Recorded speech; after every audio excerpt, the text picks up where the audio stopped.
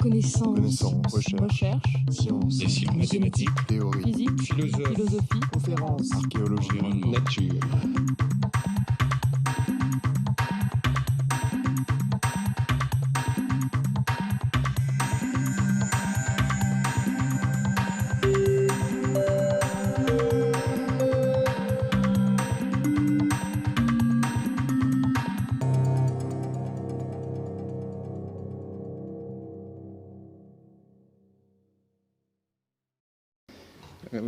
Hélas, contrairement à ce qu'espère Gérard Fussman, je ne vous parlerai pas de questions d'identité nationale ni ethnique. Contrairement aussi, ou plutôt à la manière dont les archéologues qui m'ont précédé n'ont pas projeté d'image, je ne vous projetterai pas en tant que démographe des tableaux de chiffres. Alors, le sujet qui m'était proposé, c'était controverse, nouvelle controverse, nouveaux outils. Les controverses, particulièrement en démographie, sont en fait de deux types. Un certain nombre de controverses sont des controverses qui sont assez largement des controverses idéologiques. La question justement de l'identité, mais la question de l'immigration, la question de l'intégration, la question des statistiques ethniques peuvent avoir des éléments, bien entendu, objectifs dans leur discussion, mais restent assez largement dans un champ idéologique. Heureusement, plusieurs autres controverses peuvent être qualifiées de largement scientifiques, et je vais vous en présenter deux d'entre elles qui permettront de voir le rôle que joue un certain nombre d'outils, pas forcément extrêmement nouveaux, mais récents.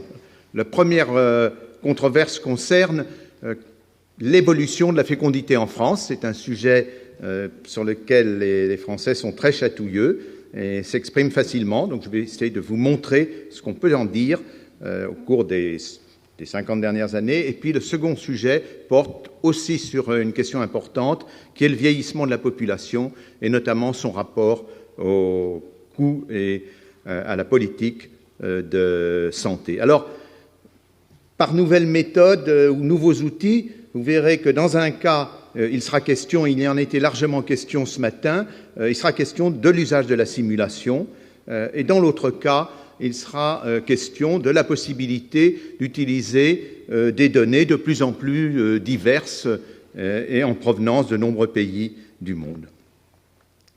Fécondité. Alors, voilà, le titre est un peu dur. Est-ce que l'indice de fécondité traduit, et ça va être le centre du sujet, est-ce qu'il traduit le fait que les familles sont plus petites, ou bien est-ce qu'il traduit une nouvelle formation de la famille, ce que les démographes appellent un nouveau calendrier.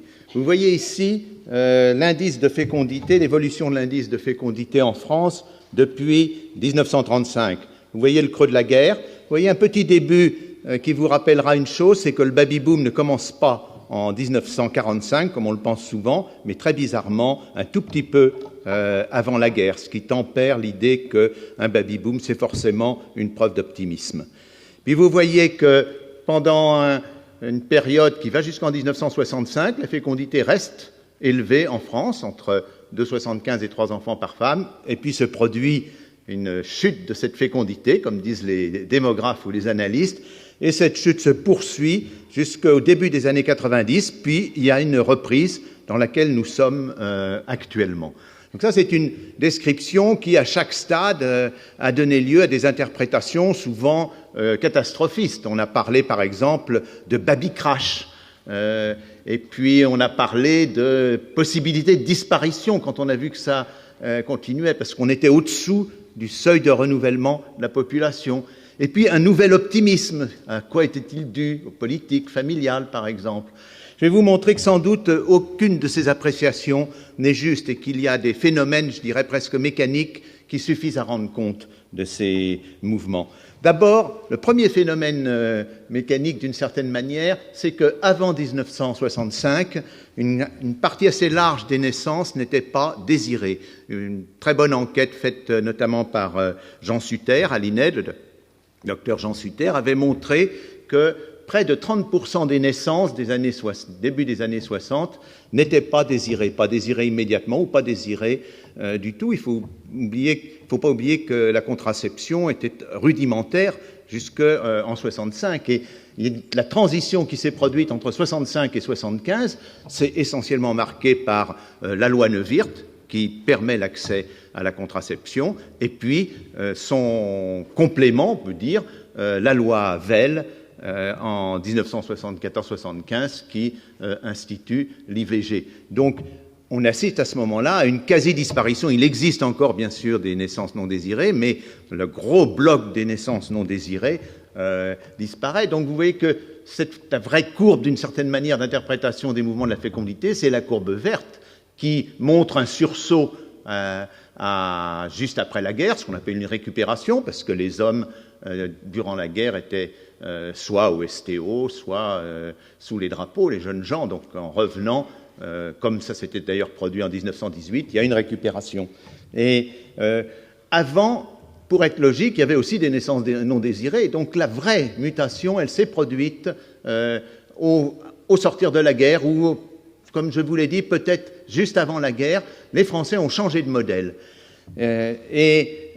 Ensuite, vous voyez que la fluctuation est réduite. Elle existe cependant. Ceci dit, et ce que je vais vous montrer, c'est que cette fluctuation elle-même, résiduelle de la courbe verte après 1950, peut être expliquée. Elle peut être expliquée parce qu'il y a un phénomène très important qui s'est produit au tournant 74-75, qui est lié essentiellement à la crise. C'est la hausse de l'âge au mariage, à la première maternité. Plus globalement, ce que vous voyez en rouge, c'est l'âge auquel les femmes ont leur maternité. Alors la courbe est encore plus aiguë si on regarde les premières maternités. Et vous voyez qu'il y a un changement radical, alors qu'après-guerre, on a des enfants de plus en plus jeunes. Ensuite, à partir de 75, on les a de plus en plus tard. Et ce changement de calendrier fait que, comme un effet d'accordéon, va jouer sur le nombre des naissances. Il ne signifie pas du tout qu'il y aura moins de naissances à terme, mais il signifie que, sur une année donnée, on en aura moins, de la même manière qu'on en avait plus avant 1975. Alors, pour le comprendre, les démographes utilisent un petit graphique qu'ils appellent le graphique de Lexis, ou plan de Lexis, où on représente la vie d'un individu par une ligne. D'un côté, vous avez le temps, de l'autre côté, vous avez l'âge, et chaque individu, vous voyez la plus grande ligne, c'est une personne qui naît en 1912, elle poursuit sa vie, et elle meurt en 78. Toutes les lignes sont à 45 degrés, parce que, malheureusement, quand le temps augmente d'une année, nous vieillissons d'une année. Donc, inévitablement, on est sur une ligne de vie de ce genre-là. Et la démographie consiste à compter les événements sur ces lignes de vie. Si vous prenez maintenant un événement simple comme la première naissance, vous voyez en haut, la première naissance survient à un moment donné, et puis qui est le même pendant la première année, et puis la seconde année, qui est marquée petit a, vous voyez que brusquement, la naissance survient 5 mois plus tard. Il y a un retard de 5 mois qui est pris. Et de ce fait-là, vous voyez que vous avez moins de naissances sur l'année elle-même, beaucoup moins de naissances. Et en fait, toutes les mères continuent à avoir une première naissance. Il n'y a pas de différence de fécondité au sens profond du terme, au sens du nombre d'enfants que feront les couples ou les femmes. Mais au sens de l'observation, vous avez une assez grosse différence. Vous comptez là, dans cet exemple-là, 6 points au lieu de 10. Même chose si vous prenez, vous voyez dans la courbe du bas, un vieillissement de l'âge à la naissance du premier enfant qui est régulier. Et d'ailleurs, on peut montrer qu'il y a une formule très simple qui relie ce vieillissement à la baisse observable de l'indice, mais pas à la baisse réelle de la fécondité.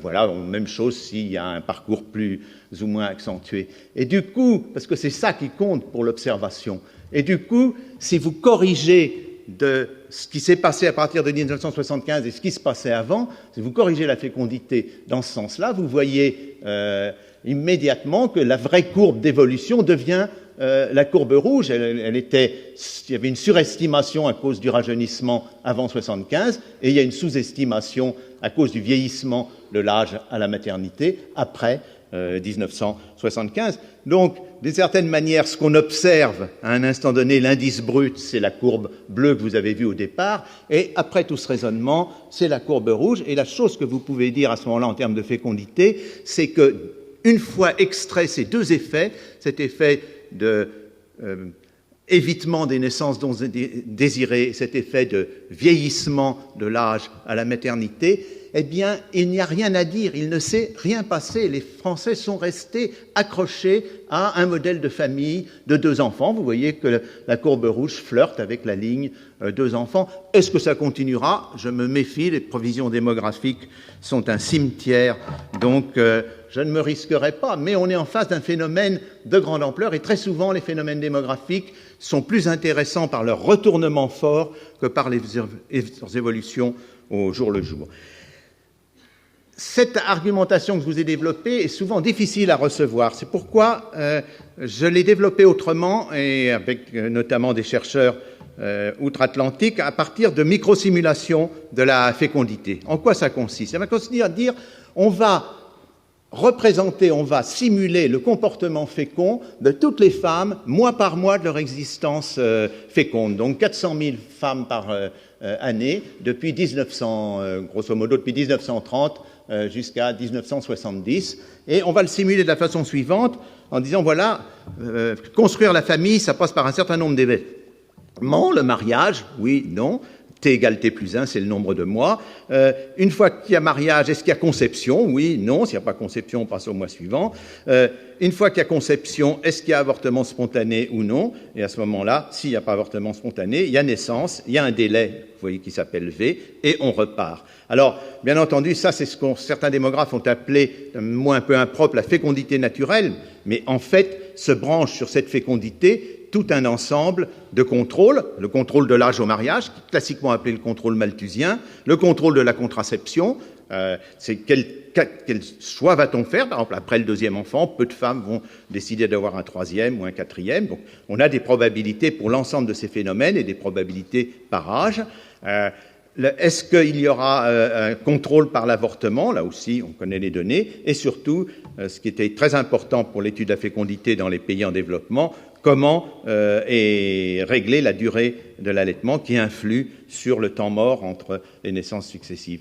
Quand on fait tourner ce genre de modèle de microsimulation, on obtient des sortes de, vous voyez, d'existences féminines fictives comme celle-là, où mois par mois, on a les suites des événements.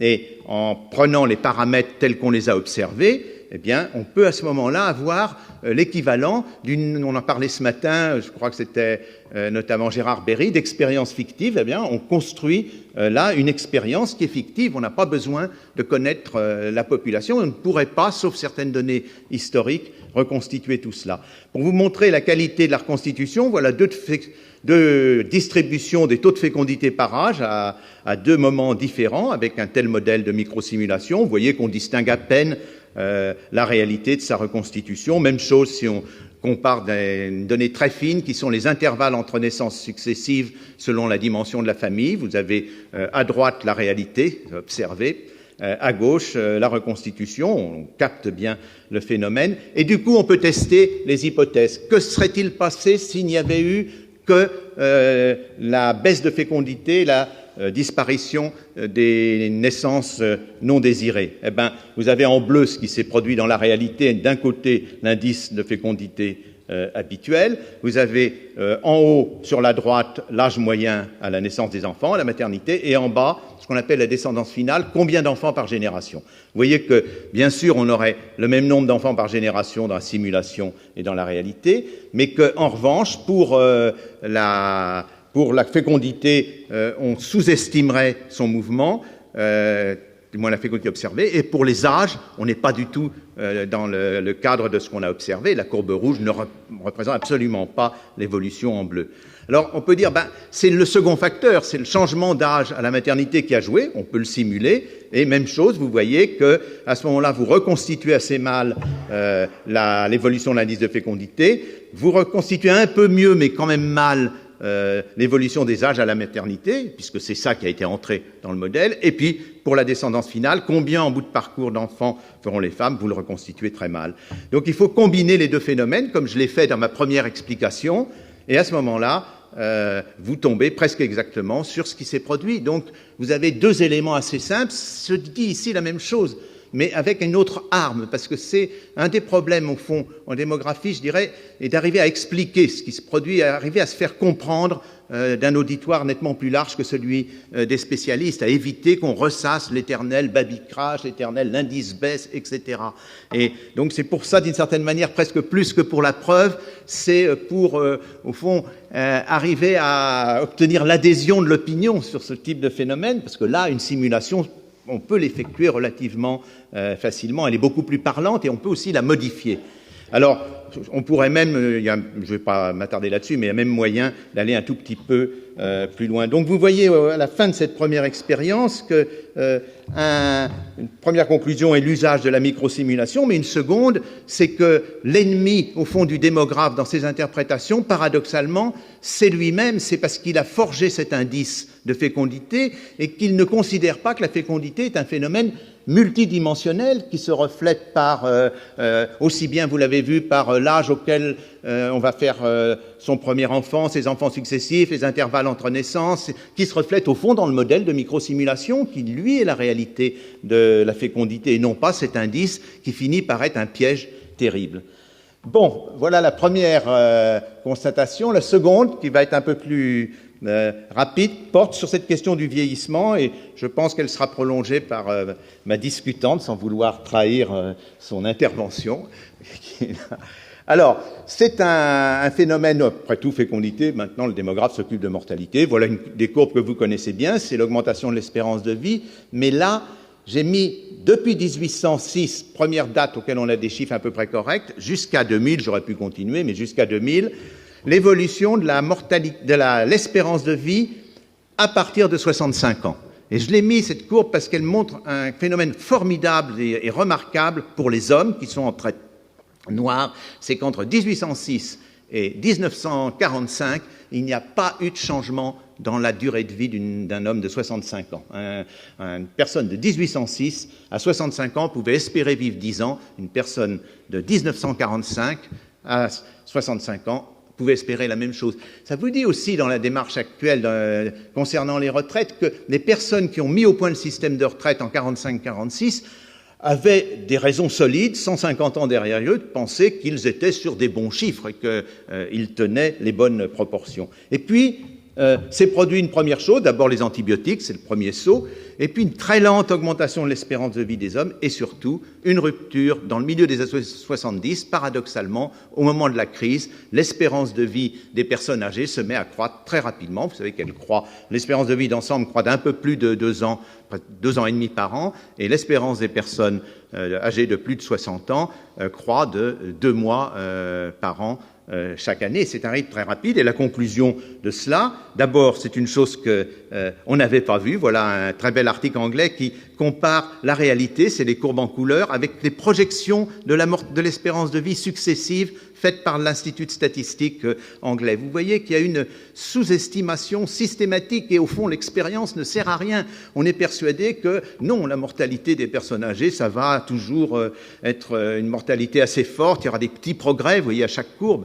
Et en fait, dans la réalité, les progrès ont toujours dépassé ce qu'on avait, les prévisions qu'on en avait faites. Du coup, les personnes âgées de plus de 60 ans, leur nombre augmente très fortement avec cette baisse de mortalité. C'est ce que vous voyez ici sur le graphique. Au début, leur nombre a augmenté parce que la population croissait moins vite, et puis maintenant, elle augmente parce que les personnes âgées sont beaucoup plus nombreuses. Donc on dit, c'est la catastrophe du vieillissement, d'autant que les plus de 65 ans et les plus de 75 ans augmentent eux aussi en proportion encore plus rapidement. Plus on prend une classe d'âge âgée, plus la croissance est forte. Et du coup, on a cette représentation, on a la représentation, voilà, en bleu, en rouge, c'est l'augmentation de l'espérance de vie au cours du temps, et puis on imagine toujours la barrière des 60 ans ou de 65 ans qui est en bleu, et donc la période de vieillesse augmente, et cette période de vieillesse est génératrice de coûts de santé importants, donc il faut faire face à un futur qui va être extrêmement douloureux financièrement, mais aussi du point de vue de la santé. Plus d'années de vie, c'est plus d'années à souffrir. Et heureusement, c'est qu'on s'est mis, et voilà des nouveaux outils intéressants, à mesurer l'espérance de vie en bonne santé ou sans incapacité. Il y a une littérature, justement, c'est difficile à mesurer, il y a une littérature très importante, les études sont de plus en plus nombreuses et de mieux en mieux faites et de plus en plus comparatives.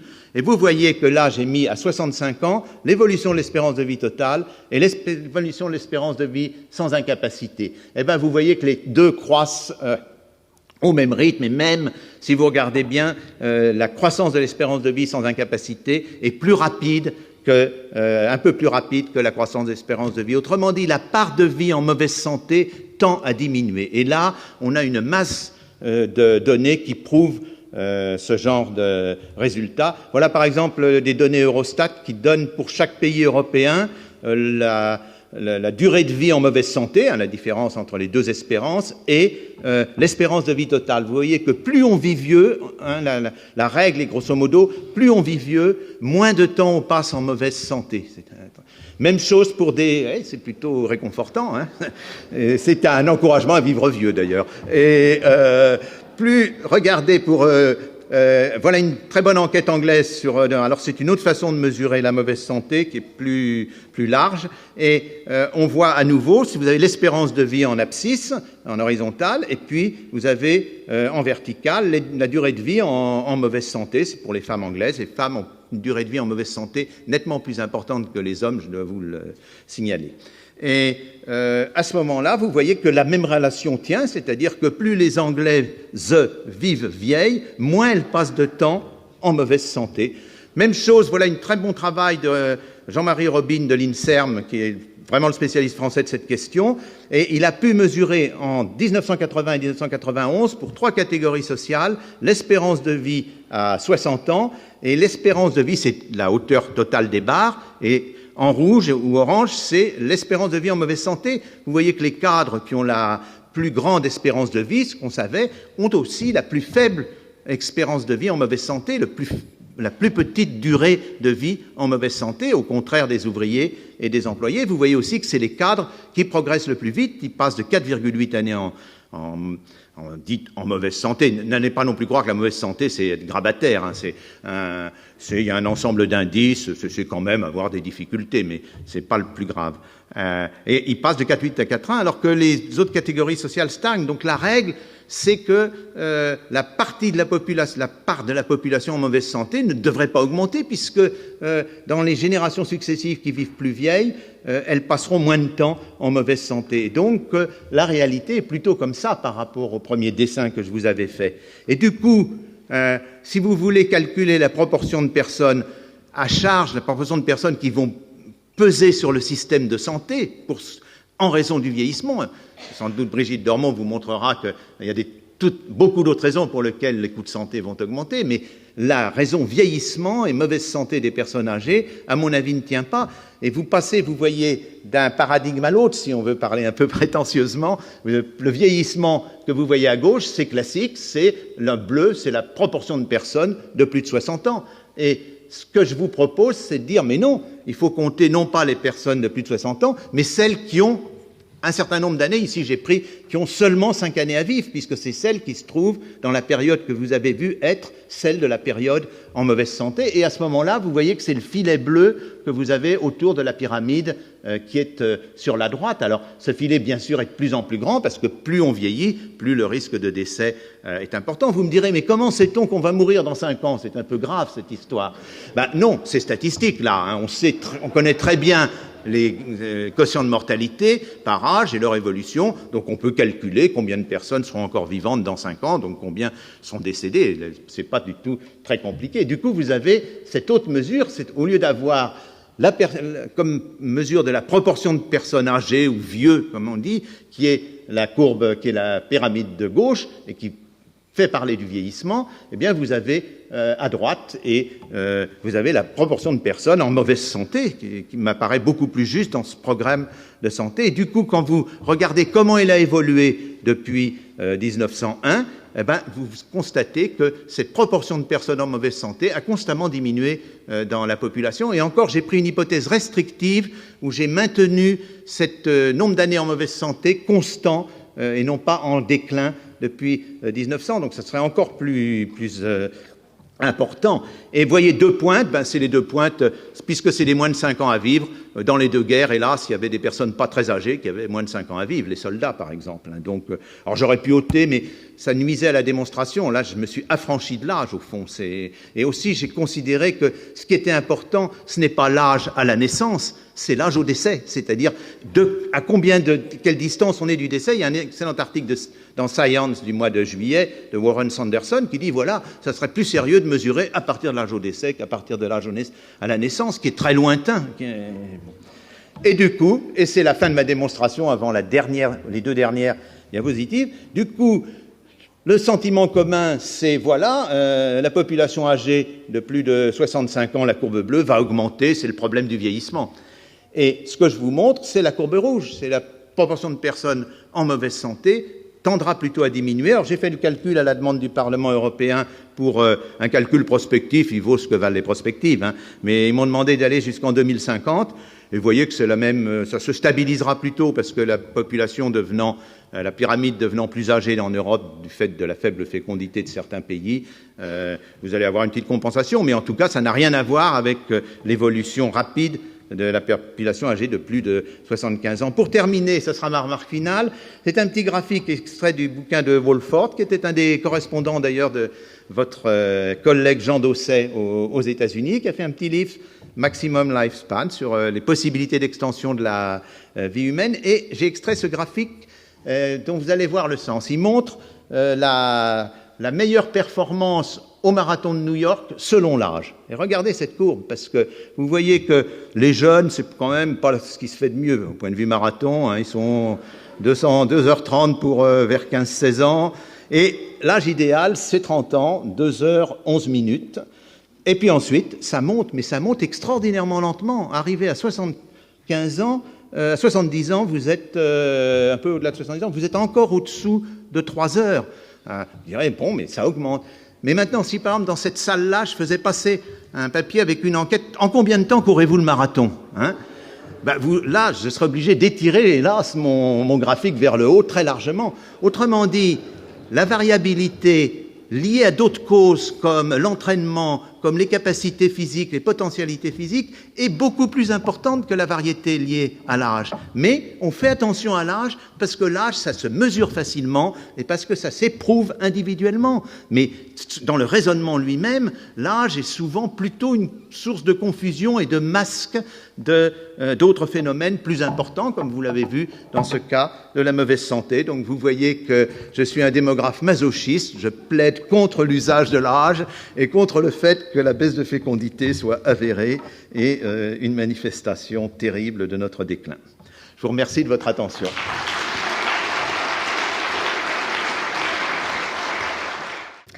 Merci beaucoup.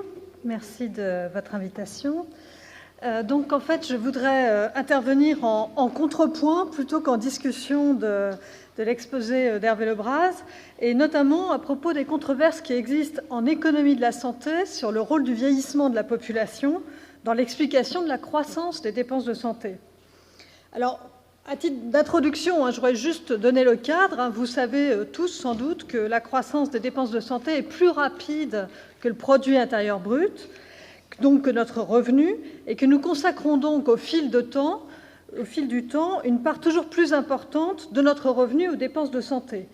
En 1960, un peu plus de 3% du PIB était consacré aux dépenses de santé, et maintenant, ou plus exactement en 2008, nous consacrons plus de 11% du PIB aux dépenses de santé. Alors en France, ces dépenses sont couvertes dans une large mesure par la sécurité sociale, à plus de 75%, et donc cette couverture est financée sur prélèvement obligatoire. Alors le fait que les dépenses de santé progressent plus vite que le PIB fait que pour maintenir la couverture par l'assurance maladie, il faut une progression nécessaire des prélèvements obligatoires. Alors le contexte est le suivant, c'est que nous prévoyons dans le futur une continuation de cette progression à un rythme soutenu des dépenses de santé. Et donc si l'on veut maintenir le taux de couverture actuel par la sécurité sociale, il faudrait faire progresser les prélèvements obligatoires dévolus à la santé à un rythme relativement soutenu. Alors cette perspective, cet horizon n'est pas sans soulever un certain nombre de débats et de tensions politiques. Et surtout, cela soulève de nombreuses interrogations sur les sources de la croissance des dépenses de santé, et notamment sur le rôle du vieillissement de la population dans cette croissance continue. Et l'idée qui a envahi l'espace public et les discussions, c'est que le vieillissement de la population est la cause principale à la croissance des dépenses de santé, et que ce vieillissement menace gravement notre système de protection sociale et risque de faire exploser les dépenses de santé. Alors cette idée a envahi l'espace public et on trouve même dans certains écrits des accents qui ressemblent à un catastrophisme démographique que Hervé Lebras avait justement critiqué en son temps. Catastrophisme qui associe le vieillissement de la population à l'idée de déclin et à l'idée d'un spectre du vieillissement qui ferait éclater l'équilibre actuel de la société. Alors, en fait, cette idée, ce que je voudrais développer, c'est que cette idée, en fait, on peut bien la remettre à sa place grâce aux nouvelles méthodes qui sont à la disposition de l'économiste, et que malgré tout, cette idée perdure dans l'espace public et dans la discussion, et qu'il est très difficile de combattre, de faire passer des correctifs à des idées qui sont des mauvaises intuitions dans le débat public. Alors, la puissance des outils qui sont à la disposition donc, de l'économiste ou du démographe ou de tout statisticien qui s'intéresse aux sciences sociales, la puissance des outils informatiques se conjugue en fait à la mise à disposition de données individuelles avec des bases de données extrêmement nombreuses qui permettent de donner des réponses relativement concrètes et relativement précises et de remettre à sa place le rôle du vieillissement, notamment dans la croissance des dépenses de santé. Alors, je vais illustrer ce point sur l'apport donc, des nouveaux outils à la résolution d'un certain nombre de questions à propos des trois questions suivantes. Donc, le vieillissement de la population peut-il faire exploser les dépenses de santé ? Deuxième question, donc, qui a à voir avec ce que racontait Hervé Lebras sur l'amélioration de l'état de santé. Donc, l'impact bénéfique des progrès médicaux sur la santé peut-il freiner les dépenses de santé ? Peut-il contrebalancer la croissance des dépenses de santé, voire l'annuler ? Et dernier point, la croissance des dépenses de santé est-elle souhaitable ? Vous verrez que c'est une question sur laquelle on débouche naturellement, compte tenu des réponses aux deux premières questions. Donc pour les deux premières questions, je dirais non, le vieillissement ne va pas faire exploser les dépenses de santé et l'impact des progrès médicaux peut légèrement freiner, mais certainement pas ralentir substantiellement la croissance des dépenses de santé. Donc nous allons voir pourquoi. Et donc les nouvelles données, les nouveaux outils qui permettent de donner des réponses, c'est donc des échantillons de grande taille avec des données individuelles qui permettent de faire de la microéconométrie à grande échelle et donc de donner des réponses beaucoup plus précises et en aval de tout cela, pratiquer des micro-simulations. Alors première question, le vieillissement des dépenses de santé, de la population peut-il faire exploser les dépenses de santé ? Donc le raisonnement standard que tout le monde a en tête et qui fait que l'idée que le vieillissement va faire exploser les dépenses est bien ancrée dans toutes les têtes, c'est un raisonnement très partiel qui consiste à associer ce qui figure sur ces deux courbes. Donc sur la courbe de gauche, on a ce qu'on appelle le vieillissement de la population, donc les prévisions à l'horizon 2050. Donc là, on a la proportion du nombre de personnes de 65 ans et plus de la population française. Donc on prévoit, avec l'accroissement de la longévité, une augmentation continue de la proportion de personnes âgées de plus de 65 ans de la population française. Et le raisonnement standard consiste à croiser cette prévision avec ce que nous connaissons tous, à savoir que nos dépenses augmentent avec l'âge, nos dépenses de santé augmentent avec l'âge. Donc là, la courbe de droite, ce sont les dépenses individuelles de santé moyennes par tranche d'âge. Donc on voit pour la tranche d'âge des personnes de 30 ans, la dépense moyenne de santé est inférieure à ce qu'on a pour les gens de 50 ans, de 60 ans, et ça croît continuellement avec le vieillissement de l'individu. Donc on se dit tous, quand on vieillit, on dépense plus en santé, la proportion de personnes âgées va croître dans la population, donc évidemment, les dépenses de santé vont augmenter. Donc ce raisonnement est tout à fait juste, Mais en fait, il est extrêmement partiel et il fait fi du facteur principal d'accroissement des dépenses de santé. Et donc la conclusion que le vieillissement va faire exploser les dépenses est assez erronée et assez fausse, puisque le vieillissement en fait, ne joue qu'un rôle extrêmement mineur dans l'explication de la croissance des dépenses de santé. Le principal facteur est celui-ci. La principale source de croissance des dépenses de santé, c'est le fait que le profil des dépenses par âge se déplace dans le temps. Donc ici, on a la courbe rouge qui est exactement celle que j'avais auparavant, mais je mets en dessous, sur le même graphique, la courbe des dépenses moyennes individuelles en 1992, 8 ans plus tôt. Donc ce qu'on voit, c'est qu'avec le temps, la dépense moyenne de santé par âge croît à tout âge entre 92 et 2000. En 2000, un individu de 60 ans dépense beaucoup plus qu'un individu de 60 ans ne dépensait en 1992, et ceci est vrai à tout âge. Alors pourquoi ce facteur est-il prédominant dans l'explication de la croissance des dépenses de santé? Eh bien parce que cette croissance, cette dérive est beaucoup plus massive et beaucoup plus rapide que le vieillissement de la population. Ici, on a des augmentations de dépenses en 8 ans qui sont d'environ 50% pour un certain nombre de tranches d'âge et qui dépassent plus de 10 points, même pour les plus jeunes. Donc cette croissance est beaucoup plus rapide et explique l'essentiel de la croissance des dépenses de santé. Alors pour en dire plus, on peut mettre en point des microsimulations et des estimations qui permettent d'expliquer les composantes de cette dérive. Donc dans cette dérive, on se demande qu'est-ce qui se passe entre 92 et 2000. Est-ce que les gens sont plus malades à âge donné? Est-ce que la morbidité s'est accrue? Ou bien, est-ce qu'à âge et morbidité donné, on dépense plus en 2000 qu'en 92? Donc des microsimulations permettent de décomposer les différentes causes de dérive de ce profil par âge. Donc ça, c'est des analyses qu'on a faites par microsimulation. Donc la courbe bleue, c'est ce qu'on observe en 92, les dépenses de santé par âge en 92, et la courbe en tiret rose, c'est ce qu'on observe en 2000. Et la courbe rouge, c'est les résultats d'une microsimulation. On a regardé pour les individus de 92 avec leur maladie de 92 ce qu'ils auraient dépensé s'ils avaient été soignés en l'an 2000. Et on voit avec cette courbe rouge que la totalité de la dérive du profil de dépenses par âge est expliquée par ce qu'on appelle les changements de pratique. Alors, la courbe verte, en fait, représente la prise en compte des changements de morbidité entre 92 et 2000. Entre 92 et 2000, on observe que les gens sont moins malades et que cette diminution de la morbidité contribue à un freinage de la croissance des dépenses de santé. Donc, on parle de la courbe rouge et la courbe verte qui descend légèrement. Alors, ces microsimulations peuvent être utilisées pour rétrospectivement faire une analyse de la croissance des dépenses entre 92 et 2000. Et donc là, on applique nos microsimulations à la population française entière. Et donc, on a une augmentation des dépenses de 54%. Dans ces 54 points, il y a seulement 6 points qui sont dus au changement démographique et même seulement 3 points qui sont dus au changement de la structure par âge, c'est-à-dire au vieillissement proprement dit. L'amélioration de la morbidité conduit à une décélération, à un freinage de 10 points. Donc, en forçant un peu le trait et l'interprétation, on pourrait dire que tout se passe comme si la population rajeunissait, puisqu'on a plus 3 points dus au vieillissement statistique, mais moins 10 points dus à l'amélioration de la santé. Donc, tout ceci conduit à un effet négatif. Et la totalité de la dérive des dépenses de santé est due au changement de pratique à âge et morbidité donnée, c'est-à-dire quelqu'un qui a un diabète en 2000 à 60 ans dépense beaucoup plus que quelqu'un qui avait un diabète en 92 à 60 ans.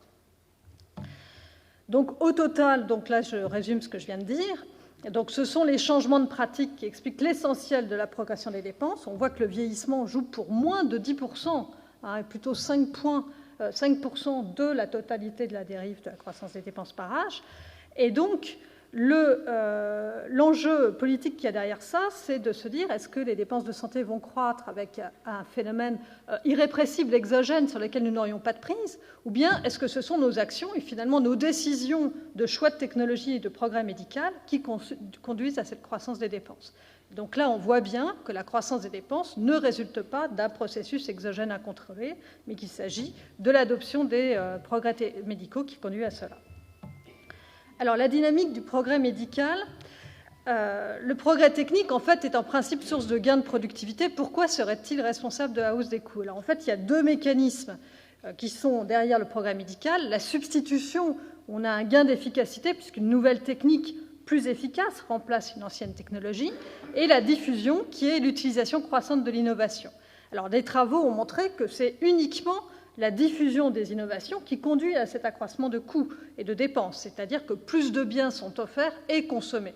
Donc on a beaucoup d'exemples dans le traitement de la pathologie cardiaque, la chirurgie de la cataracte, qui maintenant est étendue à toutes les personnes ayant des problèmes de vision, et puis la prothèse de hanche, etc. Alors, l'impact des progrès médicaux sur la santé peut-il freiner les dépenses ? Donc là-dessus, on a une intuition qui est que l'amélioration de la santé grâce aux progrès médicaux va contribuer à freiner les dépenses de santé. Alors là, il y a une mauvaise intuition qui est qu'effectivement, ça freine les dépenses, mais de manière très faible. Et l'effet massif, c'est quand même l'effet allongement de la vie, accroissement de la population grâce aux gains médicaux et donc explosion des dépenses. Alors, les modèles macroéconomiques de prévision actuels, en fait, considèrent différentes hypothèses sur l'état de santé pour une même prévision de longévité. Ça, en gros, ils disent, si l'espérance de vie passe à 80 ans, supposons cela, on suppose une variante bonne santé, une variante mauvaise santé. Quand on prend la variante bonne santé, les dépenses de santé prévues sont moins importantes que si on suppose que les gens seront en mauvaise santé. Alors ça, c'est une façon de raisonner qui est critiquable, puisqu'en fait, on suppose que la longévité est indépendante de l'état de santé. En fait, il faut endogénéiser la longévité et la faire varier en fonction de l'état de santé. Alors ça, c'est quelque chose qui est très difficile à faire et que seul un modèle de microsimulation peut faire.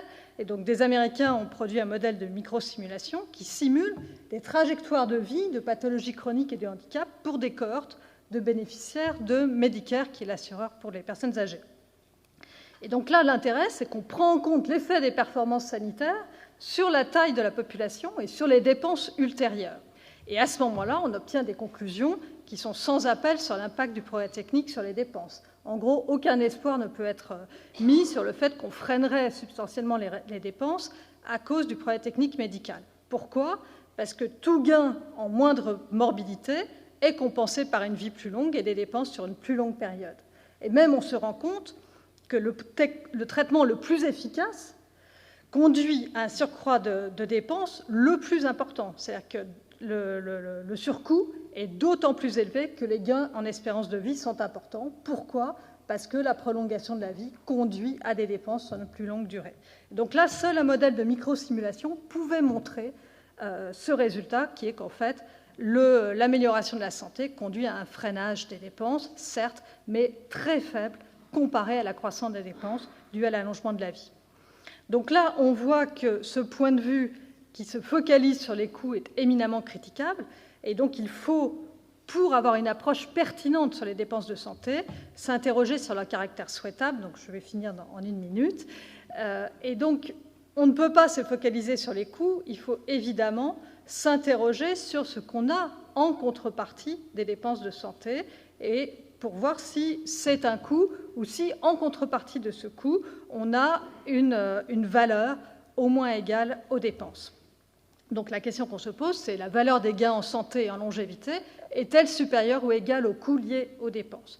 Donc là, c'est un nouveau champ de recherche en économie publique et en économie de la santé qui cherche à mesurer en unités monétaires les gains en santé et en longévité pour les confronter aux coûts des dépenses de santé. Donc ceci a été fait par des Américains pour les États-Unis et qui obtiennent un résultat tout à fait spectaculaire, c'est-à-dire qu'ils trouvent qu'entre 70 et 2000, les gains en santé et en longévité auraient correspondu donc chaque année à une valeur égale à 32% du PIB. Donc si on confronte cette valeur obtenue en contrepartie des dépenses au coût des dépenses qui sont environ 15% aux États-Unis, on voit qu'il y a une valeur très supérieure au coût, et ceci suggère que les dépenses de santé seraient insuffisantes dans ce pays, les États-Unis, qui sont pourtant conçus comme le pays qui dépense le plus en santé. Donc, en conclusion, on voit que le moteur de la croissance des dépenses de santé n'est pas le vieillissement, mais la diffusion des nouvelles technologies. De nouveaux biens sont offerts et consommés, et ça crée de la valeur grâce aux gains en longévité et en santé, et cette valeur dépasse largement le coût des soins. Donc dépenser plus pour la santé pourrait répondre aux préférences collectives, et des recherches doivent se développer, donc y compris en France, pour améliorer la décision publique sur ce point. Alors, en conclusion, ce que je voudrais dire, c'est que les nouveaux outils ont permis de donner des réponses assez claires sur les points que je viens de montrer, mais curieusement, le débat est public et très en retard par rapport au fait que ces idées, bien que validées scientifiquement, ont du mal à dépasser les intuitions habituelles. Voilà.